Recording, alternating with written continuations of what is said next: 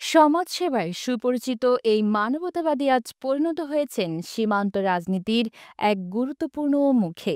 আজ বাংলাদেশ কূটনৈতিক মঞ্চে এক স্বতন্ত্র পরিচয় আবির্ভূত, যেখানে দেশটি আর কারো ছায়ায় নয় বরং নিজের সিদ্ধান্তে এগোচ্ছে।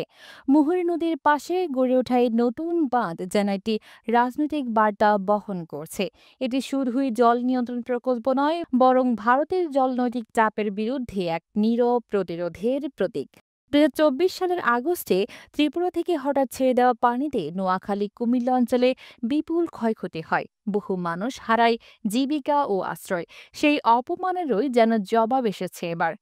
এই বাঁধ নির্মাণকে কেন্দ্র করে উত্তেজনা ছড়িয়ে পড়েছে ত্রিপুরায়। এখনো বর্ষা শুরু হলেও ত্রিপুরা প্রশাসনে শুরু হয়েছে দফায় দফায় বৈঠক।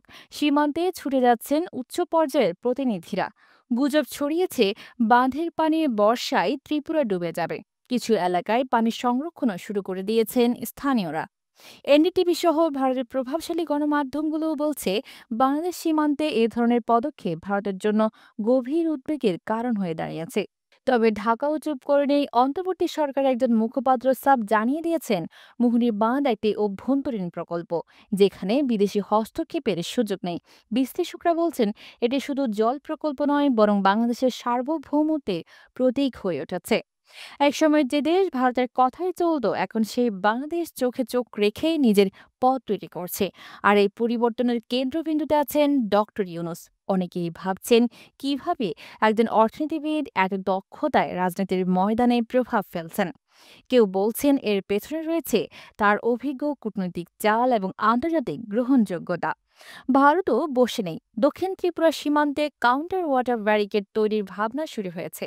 ডোকলাম বা গাজা সীমান্তের মতো নতুন উত্তেজনার পরিকল্পনা করছে দিল্লির কিছু রক্ষণশীল মহল।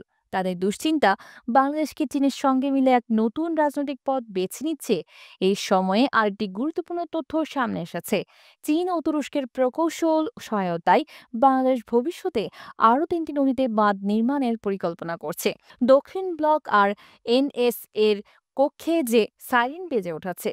এমনকি ইন্দোনেশিয়া ও মালয়েশিয়াও এই প্রকল্পে আগ্রহ দেখিয়েছে বলে গুঞ্জন উঠেছে। ঢাকার কূটনৈতিক অঙ্গনে শোনা যাচ্ছে, প্রফেসর ইউনূসের নেতৃত্বে গঠিত সরকার একটি নতুন আঞ্চলিক জোট গঠনের দিকে এগোচ্ছে।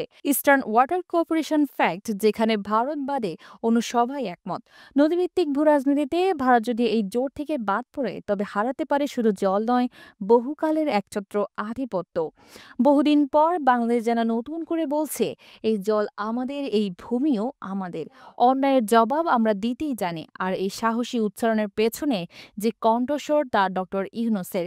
মুহুরী নদী এখন আর শুধু স্রোতের কথা বলে না, সে বলে সম্ভাব্য এক রাজনৈতিক ভূমিকম্পের পূর্বাভাস।